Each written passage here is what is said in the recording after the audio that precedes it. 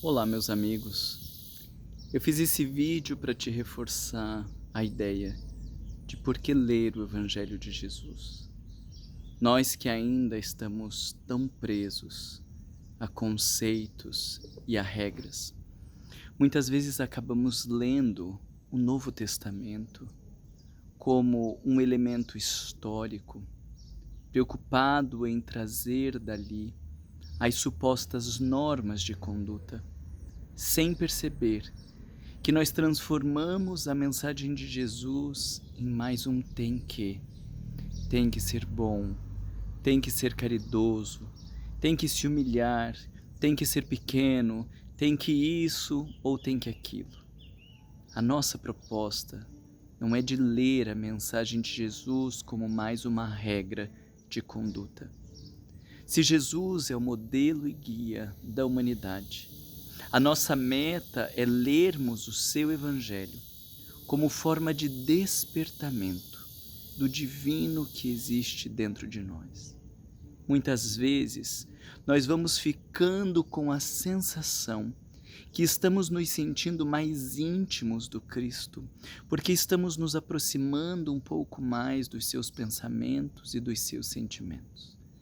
E a gente não sabe dizer se vamos ganhando intimidade do Cristo como esta figura governador do planeta, se vamos ganhando mais intimidade do Cristo interior, o elemento divino que nos governa e que nos habita, ou se isso acontece ao mesmo tempo, porque tudo que está dentro está fora e nada disso acontece de maneira separada. Mas fato é que quando você está lendo Jesus se aproximar da samaritana no poço, você consegue ali perceber a possibilidade de encontro com tudo aquilo que é considerado inferior, pequeno ou rejeitado. Do mesmo jeito, quando você se permite ler o diálogo que ele tem com um dos ladrões na cruz e a busca de verdade, você consegue também dialogar com os seus ladrões, com estes homens que corrompem a lei dentro de você e estabelecer uma relação mais íntima com eles. Quando você lê Jesus se aproximando de Zaqueu, dos cobradores de impostos, daqueles que eram considerados ricos, e você entende a possibilidade deste encontro, você para de brigar com o medo que muitas vezes nós temos do dinheiro, de ser grande ou de sermos poderosos, para colocarmos isso a serviço do mundo.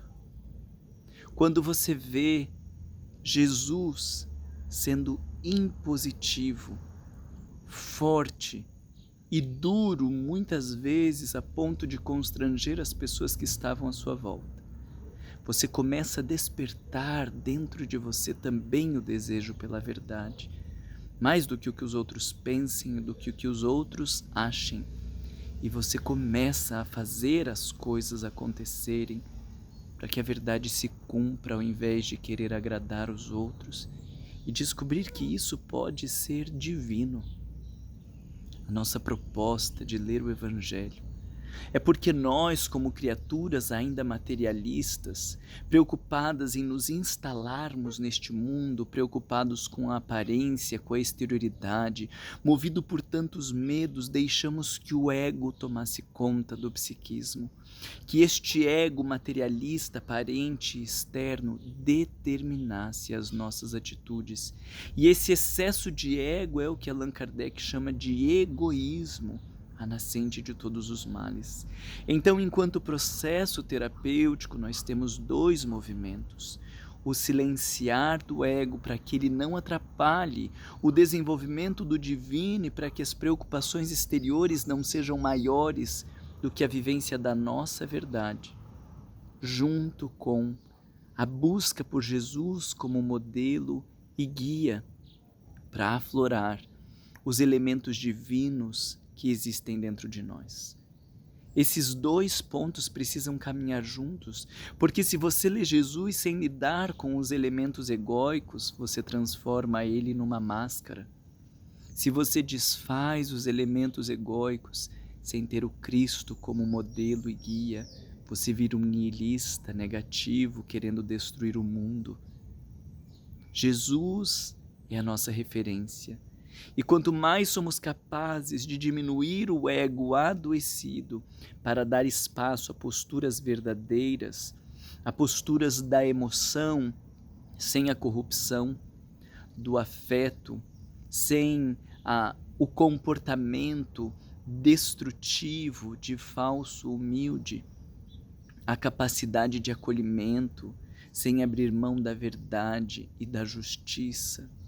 Quando nós formos capazes de unir estes dois elementos, nós então encontraremos plenitude, encontraremos paz.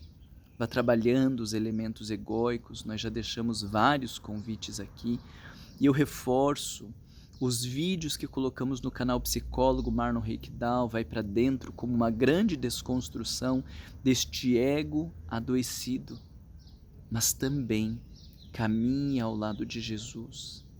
Leia a mensagem do Cristo um pouquinho cada dia, se aprofunde nos evangelhos.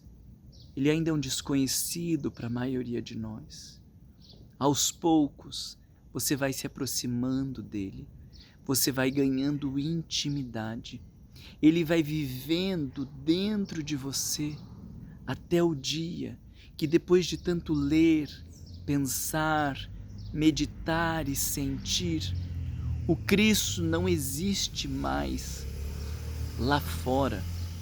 E ao mesmo tempo não existem mais os teus pensamentos e os teus sentimentos sem a presença do Cristo. E aí você vai ter entendido o que é transformação moral.